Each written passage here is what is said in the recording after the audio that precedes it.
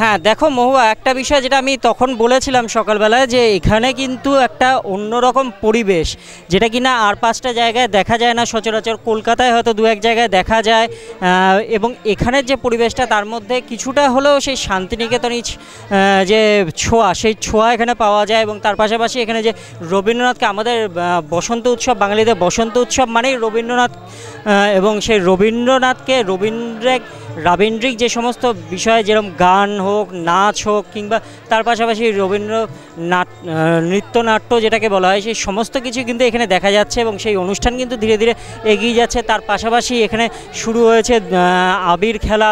এখানে যারা এসেছেন, যেটা বলেছিলাম সকালবেলা একবার, যে বিভিন্ন ধরনের মানুষ, শুধু সাধারণ মানুষ যে এখানে আসেন তাই নয়, প্রশাসনিক স্তরের যে সমস্ত কর্তা ব্যক্তিরা রয়েছেন তারা আসেন, শহরের যারা স্বনামধন্য লোকজন আছেন তারাও এখানে আসেন। তো সুতরাং এই পরিবেশটা সম্পূর্ণ একটা অন্য ধরনের। এবং এখানে দেখা যাচ্ছে যে ইতিমধ্যে আবির খেলা শুরু হয়ে গেছে, রঙের যে খেলা, সেই খেলা কিন্তু শুরু হয়ে গেছে। প্রস্তুতি পর্ব অনেক দিন আগের থেকে এখানে শুরু হয়েছিল, এবং সেই প্রস্তুতি পর্ব অনুসারে কিন্তু আজকে একের পর এক অনুষ্ঠান এখানে চলছে। মহুয়া,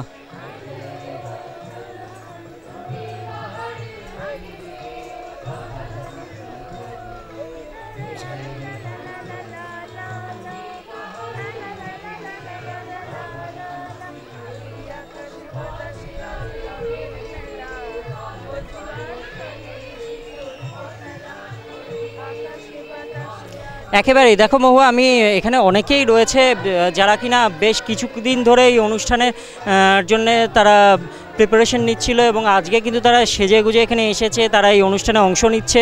তার পাশাপাশি এই যে বসন্ত উৎসব, সেই উৎসবে কিন্তু তারা অংশ নিয়েছে। আমি যদি তাদের সঙ্গে জেনে নিতে চাই যে কিভাবে তারা পালন করছে।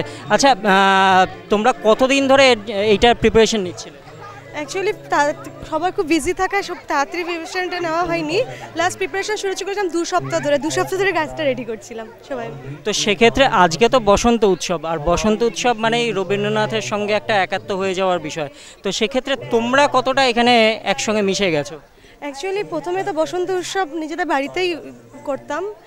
যবের থেকে বসুন্ধরাতে বসন্ত উৎসব পালন করা হচ্ছে, খুব সুষ্ঠুভাবে, খুব মার্জিতভাবে এখানে অনুষ্ঠানটা পালন করা হয়। আর খুব ভালো লাগে এরকমভাবে নিজেদেরকে এই বসন্তের রঙে রাঙিয়ে দিতে, খুব ভালো লাগে। আর আজকে তোমাদের কি প্রিপারেশন সারাদিন ধরে? কি এখান থেকে যে বাড়িতে বন্ধু বান্ধবের সাথে একটু বসন্ত উৎসব সেলিব্রেট করা, রং খেলা, বাস, ঠিক আছে।